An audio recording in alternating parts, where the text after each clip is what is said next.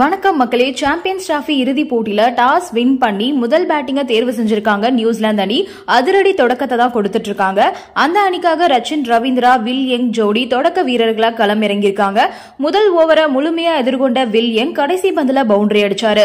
அடுத்து 2 ஓவர்ல 2 பேரும் நிதானமா விளையாடி நியூசிலாந்து அணி முதல் 3 ஓவர்கள்ல 10 ரன்கள் எடுத்திருந்தாங்க. ஹர்திக் பாண்டியா வீசின 4வது ஓவர்ல ரச்சின் ரவீந்திரா அதிரடியா தொடங்கினாரு.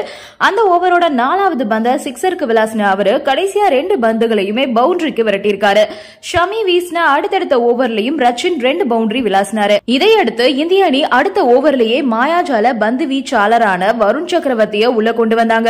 நியூசிலாந்து அணிக்கு எதிரான லீக் ஆட்டத்துல 5 விக்கெட்களை வீழ்த்தி இந்திய அணியோட வெற்றிக்கு வத்திட்ட இவரு இந்த ஆட்டத்தோட முதல் ஓவர்ல 3 ரன்னை மட்டுமே விட்டு கொடுத்தாரு. முன்னதா நியூசிலாந்து அணி டாஸ் வின் பண்ணி பேட்டிங்க தேர்வு செஞ்சாங்க.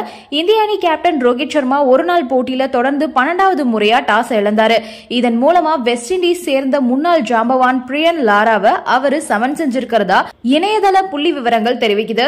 நியூசிலாந்து அணியில ஒரே ஒரு மாற்றமா வேகப்பந்து வீச்சாளர் ஹென்ரிக்கு பதிலா நேதன் ஸ்மித் சேர்க்கப்பட்டிருக்காரு. இந்திய அணியை பொறுத்த வரைக்கும் எந்த மாற்றமும் செய்யப்படல. கடந்த போட்டியில விளையாடின அதே அணியோட தான் களமிறங்குறாங்க. மேட் ஹென்ரிக்கு 2வது அரையிறுதி போட்டியில நியூசிலாந்து அணி தென்னாப்பிரிக்கா அணியோட மோதின போது கிளாசனோட விக்கெட்டை கைப்பற்ற போனப்போ ஹென்ரிக்கு தோள்பட்டையில காயம் ஏற்பட்டுச்சு.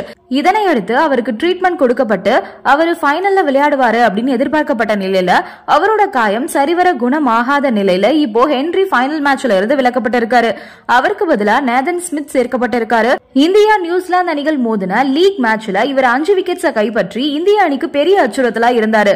இவர் அணில இல்லாதது நியூசிலாந்துக்கு பெரிய பின்னடைவு தான். தன்னால இறுதி போட்டியில பங்கேற்க முடியல அப்படின்ற கவலையில கண்ணீரோட மேட் ஹென்றி மைதானத்தை விட்டு சென்ற காட்சி ரசிகர்களோட கவனத்தை பெற்றிருக்கு.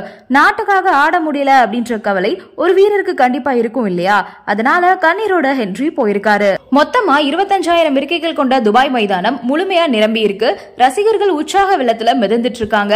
இந்திய மதிப்புல 6,000 முதல் 2.50 லட்சம் வரையிலான டிக்கெட்ஸ் விற்பனை செய்யப்பட்டிருக்கிறதா தகவல் வந்திருக்கு. இந்தியா நியூசிலாந்து அணிகள் 2000ஆம் ஆண்டு சாம்பியன்ஸ் டிராபி இறுதி போட்டிக்கு அப்புறமா சுமார் 25 வருஷத்துக்கு அப்புறமா திரும்பியும் அதே கோப்பைக்காக பலப்பரீட்சை நடத்துறாங்க. அந்த போட்டியில நியூசிலாந்து வென்று கோப்பையை கைப்பற்றிய நிலையில இந்தியா இந்த முறை சாதிக்குமா அப்படின்ற எதிர்பார்ப்பு ரசிகர்கள் மத்தியில நிலவி வந்துட்டு இருக்கு. நடப்பு சாம்பியன்ஸ் லீக் தொடர்ல இந்திய அணி தான் விளையாடிய எல்லா போட்டிகளிலுமே வெற்றி பெற்று வீர நடை போட்டுட்டு இருக்காங்க. இதுவரையிலான ஆட்டங்கள்ல ஆஸ்திரேலியா, பாகிஸ்தான் ஆகிய வலுவான அணிகளுடன் இறுதி போட்டிக்குள்ள நுழைஞ்சிருக்கக்கூடிய நியூசிலாந்து அணியையும் இந்தியா வென்றாங்க. நியூசிலாந்தை பொறுத்த வரைக்கும் நடப்பு தொடர்ல இந்தியா கிட்ட மட்டுமே தோல்வியை சந்திச்சிருக்காங்க. லீக் ஆட்டங்கள்ல பாகிஸ்தான், வங்கதேசம் ஆகிய 2 அணிகளையும் அந்த அணி வென்றிருக்காங்க.